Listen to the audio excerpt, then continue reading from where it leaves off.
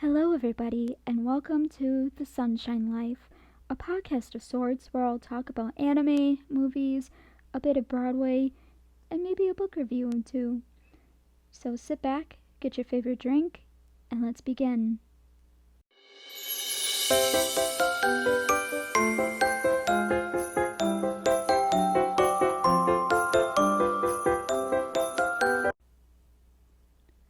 Hello, everybody, and welcome to another episode of the Sunshine Life podcast. How's everybody doing today? Can you believe it's only a few weeks until Christmas? I know, it's crazy. I hope everyone's gotten their shopping done. I know I still have a few people. I have a few people to shop for yet, but otherwise I'm pretty much set. So, since Christmas is a few weeks away, I thought it would be kind of fun to share some Christmas stories that I have that have been in my personal book collection for years and years. Um, One is a Winnie the Pooh story. Another one, the one I'm going to read tonight, is a Berenstain bear story. And then I have another story that was given to me by a teacher um, back when I was little. So tonight, I thought it would be fun to read The Berenstain Bears Meet Santa Bear by Stan and Jan Berenstain. Special music's in the air, and Santa's at the mall. What do the little bears make of it all?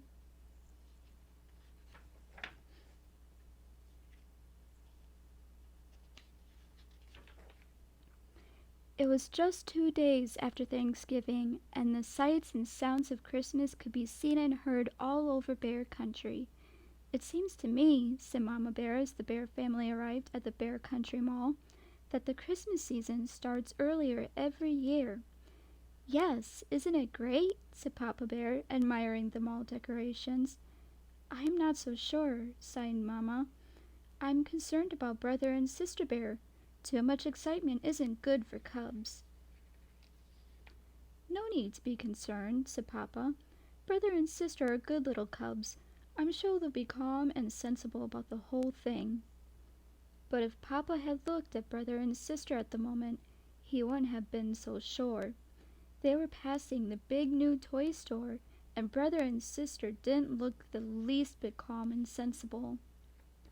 They had just come from watching Saturday morning television, and there had been lots of commercials for the new Christmas toys. Sister had wanted them all. A bear hugged teddy that hugged you back when you squeezed it, a ride-on pink pony, a clown-faced mobile kit, and Giggly Goo, a strange substance that you could make into all sorts of funny shapes.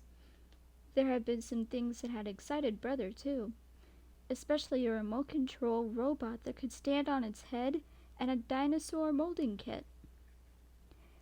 And there they were, right in the toy store window, plus lots more. Sister was so excited she was practically jumping up and down. And when Brother read a sign saying Santa Bear was coming to the mall to meet all his cub friends, she got even more excited. Santa Bear, she cried. Oh, Mama, may I come meet Santa Bear? Please, may I, please? In good time, said Mama, sighing again. Calm and sensible, eh? She said, looking at Papa. Sister Bear could hardly wait to start her Christmas list. She needed a little help from Brother with the hard words, but she didn't need any help thinking up things she wanted for Christmas. Oh boy, it is quite the long list. I'll read it after this page. Over the next few days, the sights and sounds of Christmas became stronger and stronger, and Sister's list grew longer and longer. After a while, it looked like this. Dear Santa Bear, this is my Christmas list. Bear Hug Teddy, Happy Pink Pony, Clown Mobile, Giggly Goo, a red ball, bubble pipe, a gumball machine, dollhouse furniture, new doll clothes, electric toy washing machine, comb and brush set, birthstone ring, pink mittens, ice skates, In parentheses at the bottom of the page, it says, "To see the rest of Sister's list, please turn the page." Oh my. Locket, storybooks, coloring books, crayons, paints, paint pad, clay, bunny puppet, froggy puppet, teddy cart, bike, roller skates, tiddlywinks, which is a toy, like building blocks, I believe, puzzles, and I believe a pogo stick. "You know," warned Brother, "if your list is too long, Santa Bear might think you're greedy and not bring you anything." Sister hadn't thought of that. Santa Bear has a lot of cubs besides you to think about. All the cubs in the world. When they got to Santa Bear's little house in the mall the next day, there was a line. While Sister waited, she began to think about Santa and what a hard job he had. She wondered how he took care of all those cubs. She wondered where he got all those presents. She wondered. Then, before she could wonder another wonder, it was her turn, and she was up on Santa Bear's big lap. "It's very nice to see you," he said in a deep, jolly voice. "Now tell me, my dear, have you been good this year?" "Well," said Sister, taking a deep breath, "I haven't been perfect, but I have been good." Then she told him what she wanted for Christmas, and she gave him her list. Santa gave Sister and every other cub a souvenir coloring book. The cover showed him and his 8 tiny reindeer flying through the starry night. Sister's mind was so filled with thoughts about Santa that she almost forgot about the special shopping she had to do. But Brother remembered. They found just the right presents for Mama and Papa. Sister chose a fine new fur brush for Papa and a lovely new pincushion for Mama. Brother brought Mama a box of her favorite breakfast tea and, for Papa, a handy pocket calculator. "Look," said Sister as they were leaving the mall, "another Santa." She was right. There, ringing a bell, was a rather skinny Santa with a scraggly beard. Beside him was a big iron pot that said, "Help the Needy." "That's one of Santa's many helpers," explained Papa.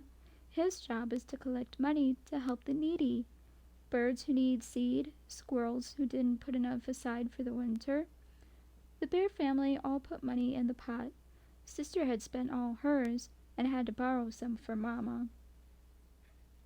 Finally, the days and weeks of preparation and waiting were over, and it was Christmas Eve. "You know something, Papa?" said Sister as she helped hang the last holly wreath. "I've been thinking about Santa Bear and what a hard job he has. How can he visit every cub in the world in just a single night? Where does he get all those gifts? And besides, how can reindeer fly?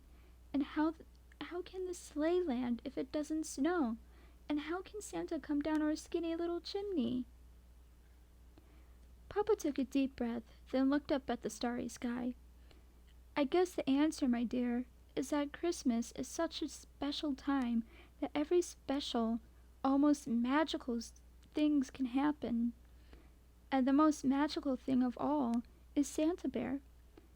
I'd say he has the best job in the whole world because the joy of giving is what Christmas is all about."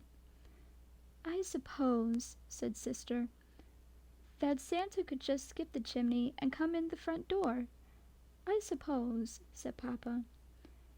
Then before she went in, she took one last look at the starry sky, but it had clouded over, and now, instead of stars, there were snowflakes, thousands and thousands of small silent snowflakes. "Well," she thought, "at least that'll help with the sleigh."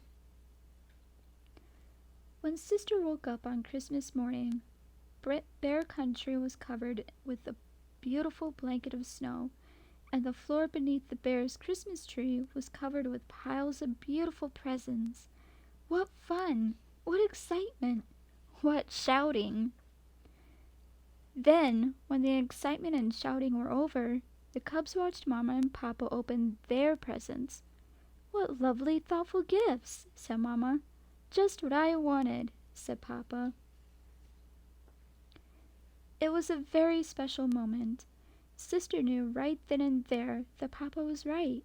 Santa Bear did have the best job in the whole world, because the joy of giving was what Christmas was all about.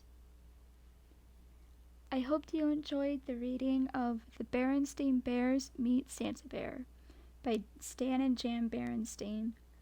I just want to make a small note that I am not sponsored or affiliated with them in any way, shape, or form. I just thought it would be fun to read the story. And next week, I'll read the Winnie the Pooh holiday special, or holiday story. If you like this, please consider subscribing and liking, and I'll see you all in the next one. Bye!